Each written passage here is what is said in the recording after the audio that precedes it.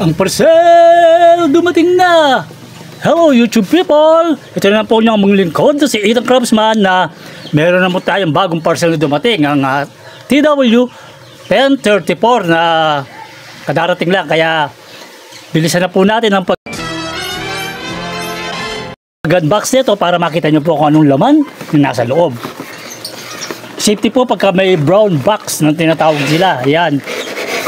Pero ang items ayan nasa loob na makikita nyo na TW 1034 model level deformation toys. Yan po yung nakalagay sa label, gawa po ng Byway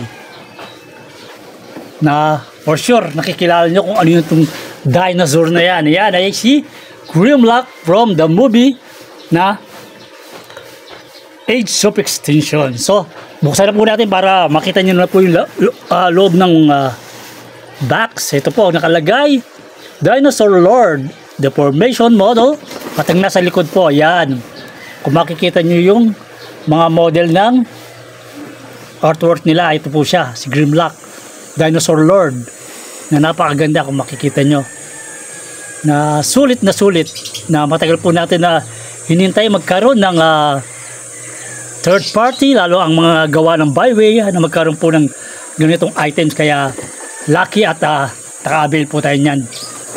At kung makikita nyo yung scale niya ay talagang sasabihin natin na napakaganda. Yes, o yan, pag binuksan nyo, ganyan po ang makikita nyo sa box. Yan na po ang laman ng box. So siset po natin na tatanggalin para makita nyo yung mismong content ng box. So unang tinanggal natin, ang nakita natin ay itong malaking wrecking ball. So wrecking ball. Then ito yung stop. Tapos ito yung mga part of ng stop nya. Yung mga part ng stop nya na a-assembly natin yan. Then ito yung part naman ng kanyang tail na nakikita natin na napakaganda dahil ito yung movable. Gumagalaw-galaw po siya ng ganyan. Then yung figure itself nakukunin na po natin. Yan. The Transformers will return after these messages. Na kung manonotice nyo yung kanyang feet, ito yung kanyang dragon feet, dinosaur feet, nandito. Ang gagawin lang natin dito ay i-rotate natin tong kanyang feet para sa proper orientation niya. Kasi ganyan yung orientation ng kanyang feet. Yan. Ito ang harap ng kanyang paa. Pero kasi sa clamshell niya, kailangan dun kasi hindi mo siya sasara pagka ganito ang portion. Yung kumbaga yung kanyang clamshell ay naka-design ng ganun talaga yung kanyang orientation.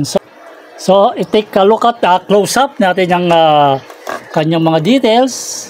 Kung makikita nyo, yan, napakaganda. Tsaka ito, rubberized po to. Itong kaya huwag kayong matakot kahit na nakikita nyo na napakarami niyang matutulis na parte. Ito yung rubber. Itong mga kanyang yung mga pangil niya ay rubber. Ito rubber rin to. Rubber. Yung iba hindi na. So yung orientation niya to, kailangan ito nakaganyan ng ang kanyang positioning, at saka itong niya, rubber to, rubber. Tapos yung sa likod, kung makikita natin na napakalinis talagang tignan. Kung makikita mo yung detalye, na makikita mo yung two-face, dalawang mukha ng dinosaur na magkabila. Kahit ganyan ang tignan mo, kahit saan mo siyang angle tignan, ay talagang yung mukha ng dinosaur. Kung ano yung makikita mo rito, ganoon rin ang makikita rito. Kaya nga nakaka-amaze kung paano nila nagawa yan. Na kung titignan mo yan sa movie, kung mapapanood mo, ay very accurate talaga yung kanyang pagka-design. Kaya maralaman mo na rubberized siya. Tingnan mo, rubberized siya. Kaya hindi ka matatakot na matutusok ka dito dahil nga may mga matutulis ang parte, pero yung matutulis yung parte nyo ay rubberized. Oh, yan nakikita nyo yung kanyang details, kaya iniikot ko ng ganyan para nakikita nyo yung ano, ito, nagagalaw rin yan, nai-angle rin ng ganito yan. Yan ang kanyang full details na kino-close up po natin ng ganyan para makita nyo lahat ng masasabi natin na talagang pagkagawa niya ay talagang masasabi natin panalong panalo. Plus yung kanyang height pa, yung kanyang scale ay talagang masasabi natin na malaki. Na ikumpara natin doon sa mga SS na toys katulad ng SS02 na si Optimus Prime from the Rise of the Beast. Ganyan po yung kanyang height difference. Oh, makikita nyo, yan yung height difference niya. Kaya may imagine nyo na kung gaano yung kanyang height na napakaganda. Then si Noah Diaz ng Rise of the Beast. Oh, makikita nyo na napaka-perfect ng kanyang scale para sa akin. Na tamang-tama na yung sukat. Not like nung salga sa movie na makikita natin na very bulky siya, sobrang laki. Dun sa The Last Night, nakita nyo na kumain siya ng Cars. Ibig sabihin, yung kumpara natin ng Cars ay ganito kalaki. Imagine mo yan. Ito yung truck na Optimus Prime na may susubo nyo rin. Ibig sabihin, yung truck na ito ay ganyan lang kalaki kung tutuusin, ganyan. Ganyan, magiging ganyan lang. Yun yung kumbaga yung scaling kung titignan mo sa movie, pero kung sa toys naman, okay na yung ganyan kasi doon sa cartoon sa medyo di naman siya ganun kalaki. Di siya ganun kalaki yung yung size niya. So, ngayon, ipapakita ko yung kanyang articulation. Yung kanyang ulo ay naikot natin ng ganyan. Nakakayok ko siya, pero hindi siya nakakatungo kasi pag tumungo siya, sumasama to.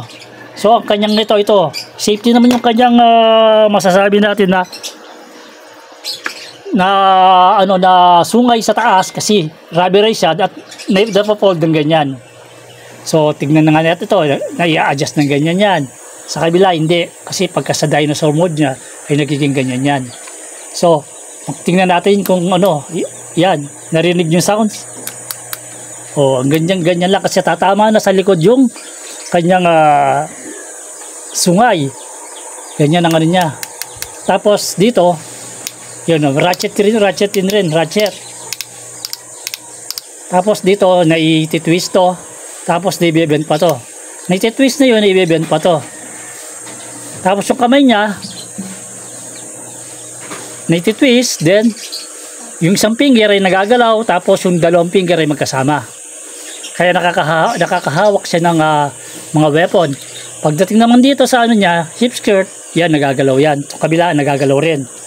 Tapos meron siyang waist rotation, yung nakagandahan. Meron siyang waist rotation.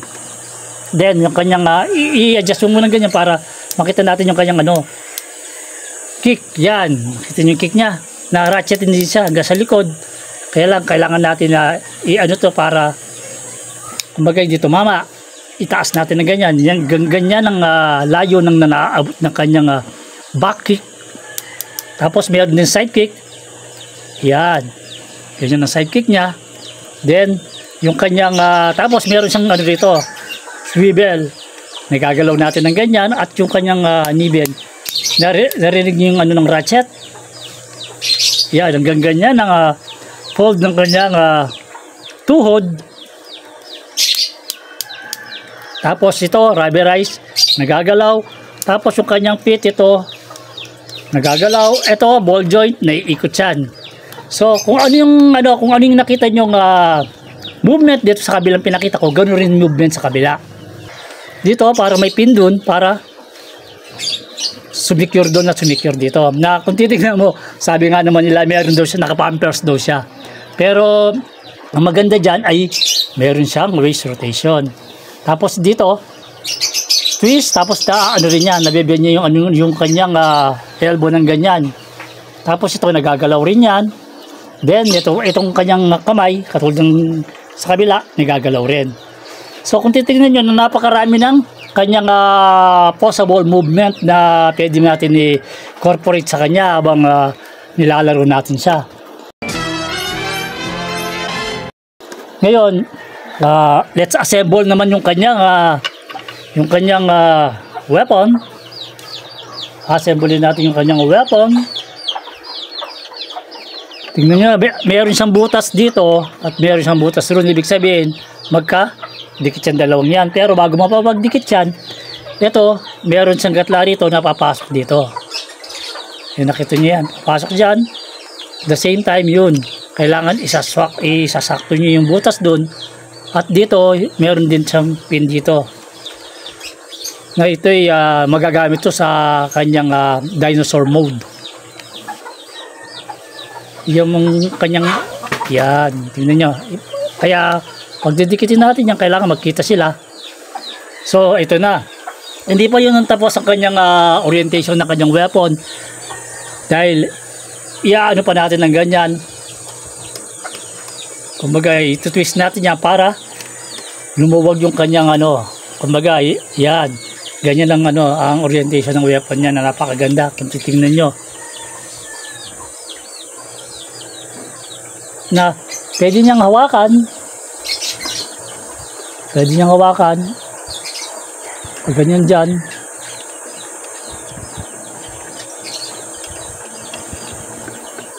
So, na yung kanyang wrecking ball naman, itong wrecking ball niya, pwede nating ipasok dito sa kanyang kamay.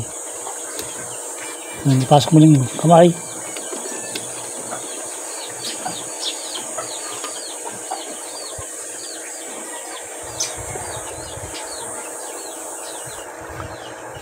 Yan, ganyan ang ganyan ang orientation niya na nakikita nyo na talagang napapakita na natin sa kanya kung ano yung kayang gawin ng kanyang mga weapon. Tapos itong kanyang tail ng kanyang pagka nasa dinosaur mode siya ay isang weapon rin to, kumbaga whip, parang yan para magiging part siya ng kamay niya. Ngayon ang gagawin natin ay ipapasok natin dito. Kailangan i-close muna natin yung kanyang piece kasi ito ay papasok dito.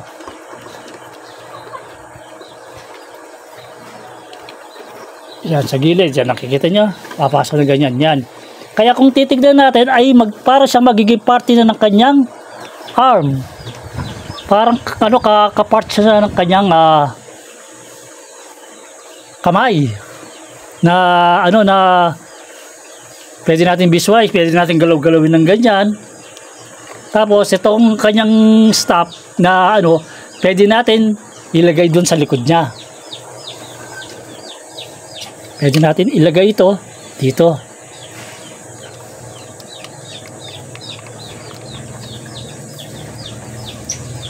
Yan, nakita niyo yung ganyan. Tapos orient natin ng ganyan. Naiikot naman kasi yan Kung makikita niyo yan, yung details, ang kanyang weapon ay nakaano. Kaya pa kung i-store nyo ito sa inyong cabinet, ay kumbaga sa display cabinet nyo, na ganyan ang niya. Ganyan ang nasa likod niya. Nasa likod lang niya yung kanyang weapon. The Transformers will return after these messages. Yan ang magiging orientation niya pagka dinisplay nyo siya. Ngayon sa front naman ay ganito ang niya, ang makikita nyo sa front. Itong heels niya, i-angle mo lang ganyan. So i-incorporate natin si Noah Diaz dito para makita nyo yung scaling niya. Para makita nyo rin yung scale ng ng Human Alliance na mga person. Ayan, natin dito para makita nyo rin na okay rin yung mga Human Alliance na yan. Tapos ito si Noah Diaz,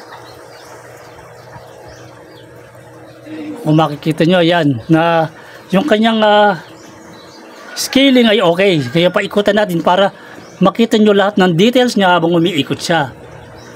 So ang masasabi ko lang dito sa Byway TW 1034. Talagang ano, very nice. Yan ay snake copy ng Studio Series 07. Kaya lang, mas maganda nga lang sa Studio Series siya kasi yung mga enhancement na idinagdag nila. May mga dinagdag silang enhancement plus may mga dinagdag pa sila mga diecast siguro dyan. Kasi ganyan ang Byway eh. Ang Byway pag gumawa, asahan mo, palaging may dinadagdag sa mga figure para more na gumanda yung ano, yung looks ng figure.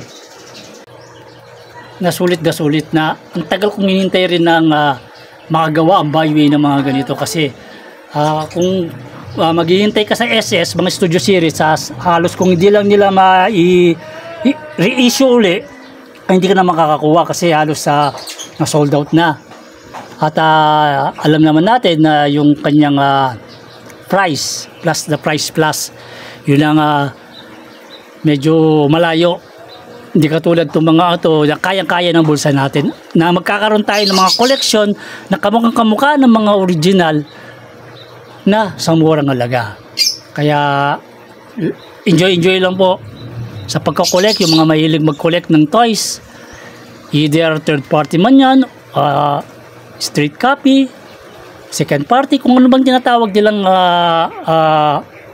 knockoff.